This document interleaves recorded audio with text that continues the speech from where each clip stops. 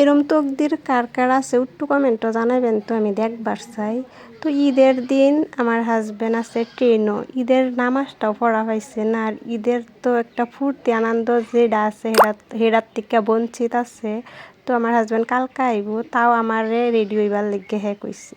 তাও সকালে ফোন মাইরা হেরা আমারে বারবার কইতাছে তুমি জলদি গুছু করো, রেডি হও। রেডি হইয়া হেরা আমার বগুলো ফটো দাও, ভিডিও কল করো, আমি দেখি। আমি কই তুমি ইয়াও রেডি সেডি হইছো না? আমি না ওই লাগে, তাও তুমি ফুর্তি করো, ভিডিও করো, এটাই আমি চাই।